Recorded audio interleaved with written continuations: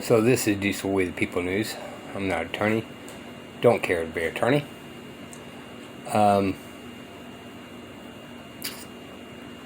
This is a learning video for you guys to understand what's going on out there in this day and age.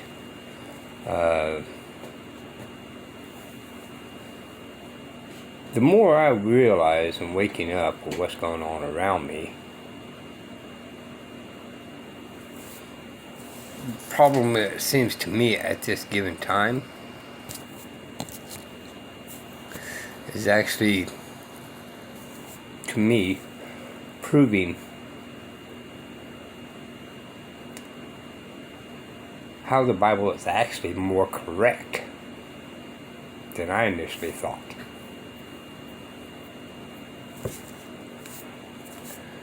Okay, and I'm trying to get this a little focused in a little bit better because this LG expensive piece of crap phone I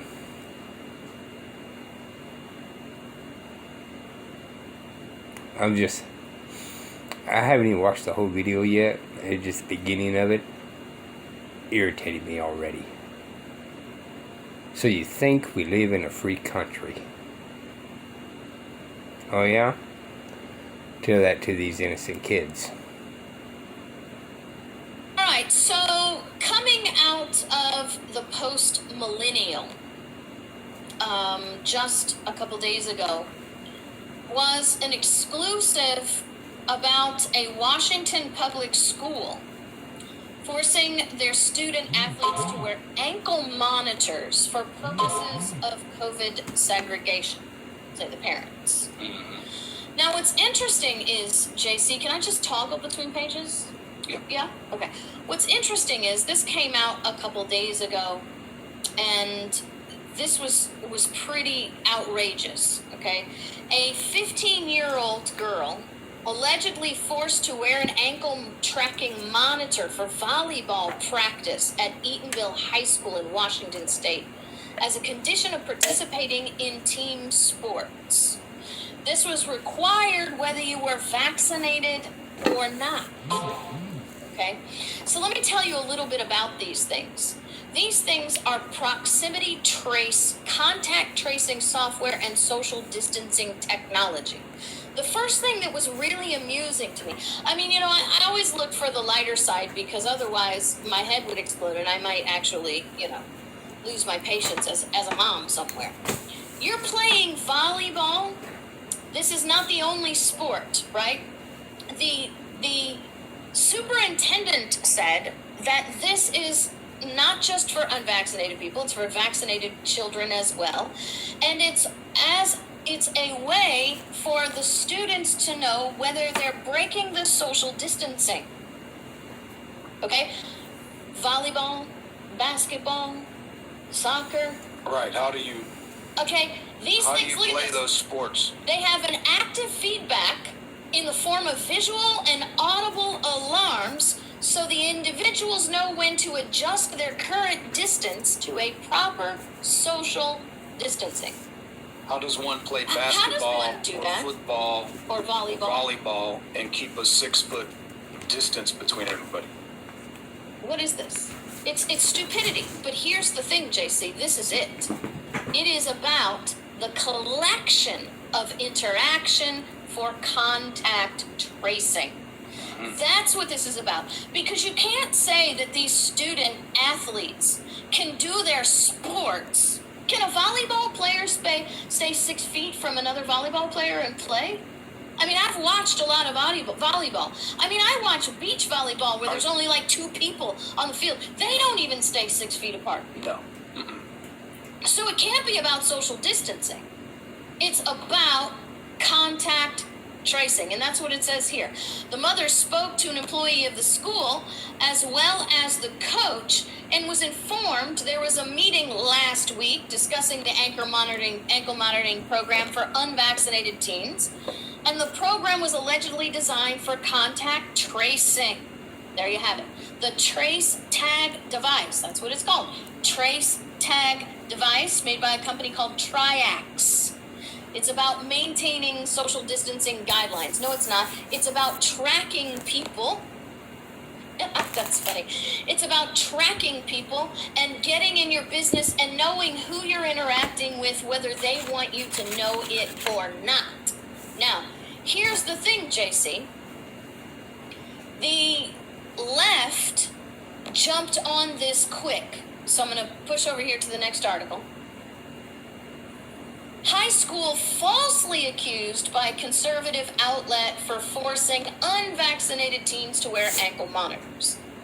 So, here's the Eatonville spokesperson told the Daily Dot that trackers were entirely voluntary, that the students could opt out, but if they did, they would not be allowed to participate in sports. Is that voluntary? Because that's like coercion. So how are they being falsely accused of forcing the teens to wear ankle monitors when there really is no choice at all? You play sports or you and wear the ankle monitor, or you don't.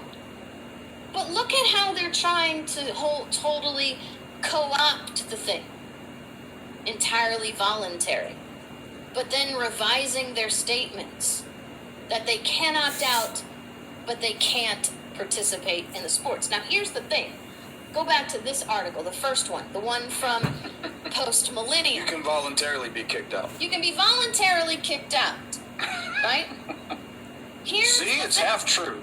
Right. These fact checkers and censors, like, it's so ridiculous. Yeah. They really think. I mean, they're just speaking to their own people, right? Because surely they can't believe people who aren't already with them actually believe this stuff when they say things like this. Well, it's half true because you could actually opt out and be kicked out. But can you even opt out? The mother says, the mother of this teen, now here's the thing, it's an opt-out thing. So the school's saying, everybody knew about this, right? But they didn't. But she didn't. Because the daughter didn't know either. She's in the story, it says the daughter called her mom, texted her mom and said, "Mom, they're making me wear an ankle bracelet." And then when the mom was like, what the heck, texting her, she didn't text back because she was on thing. They had put it on her daughter without her permission. So when she asked about it, she was told by the coach, Gavin Kralik, that there were opt-out forms for them to use, but was never given the form. She asked questions, but never received a communication about the meeting where they allegedly discussed this. A parent who says, "I want the opt-out forms," was coincidentally not informed of the meeting where they talked about the opt-out forms. Right. And not given an opt-out form. And then the athletic director calls the mom and says, "Oh, I'm sorry about the slip-up about not getting her consent to put an ankle bracelet on their daughter." See, here's the thing that the leftists really bug me with. This headline, high school falsely accused by conservative outlet for forcing unvaccinated teens to wear ankle monitors. Now I'm going to stop right there. Now she does say leftist, and it's a lot of the leftists, right?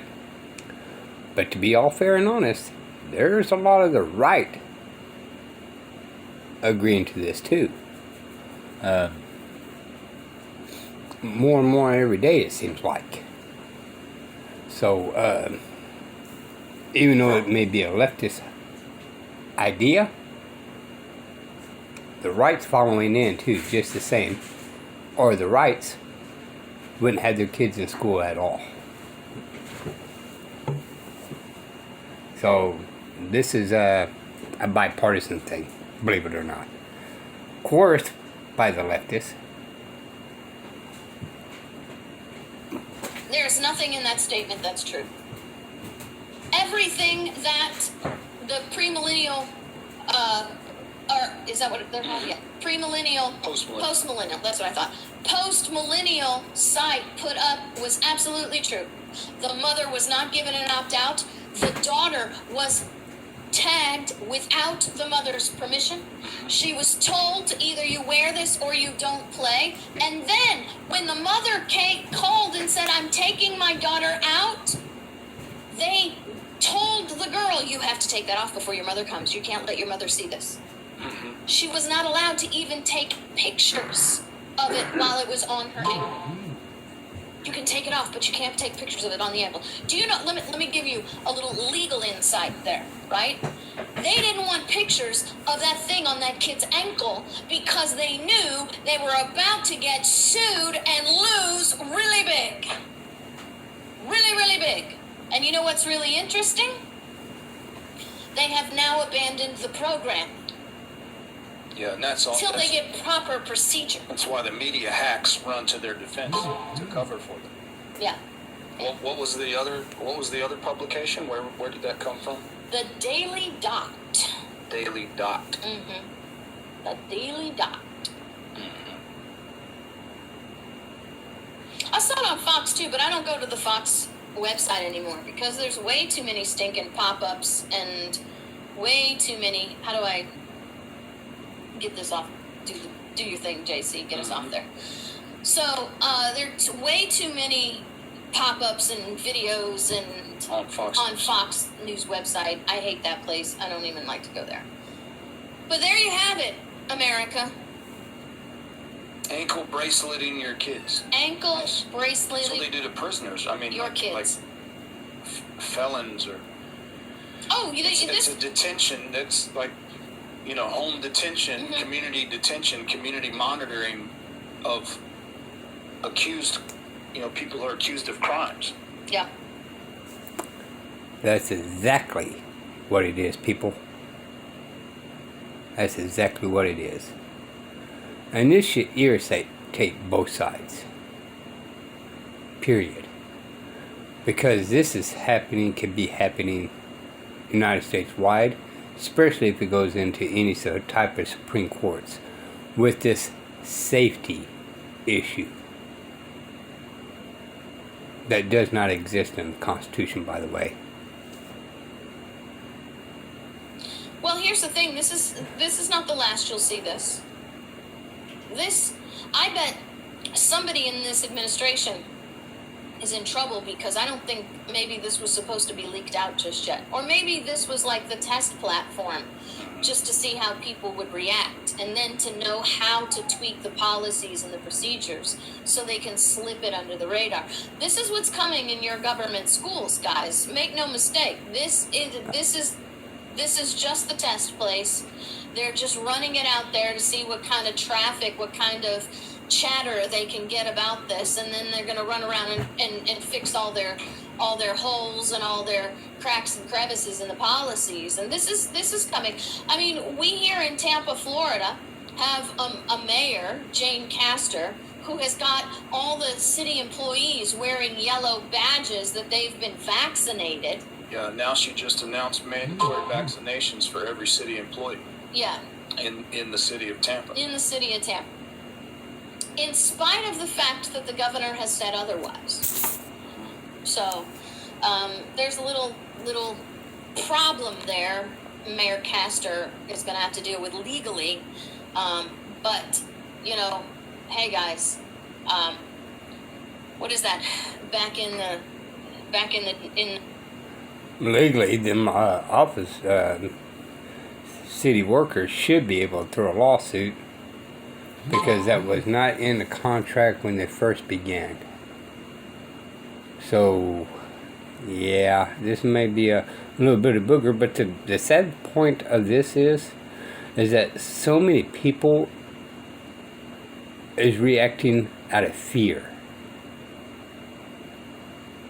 Out of fear, y'all. How many times has people told y'all that is not the best time to make any decisions at all, regardless what it is, whether it's financial, whether it's divorce, whether it's court, or whether it's being in the mountains, you have to stop.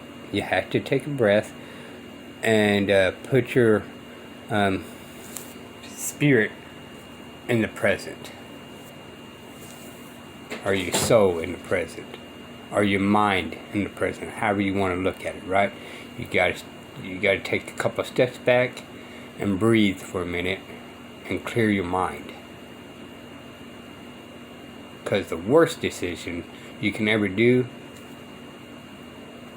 is out of fear on any situation. The 60s, they had the television shows with the cops calling all cars, calling all cars.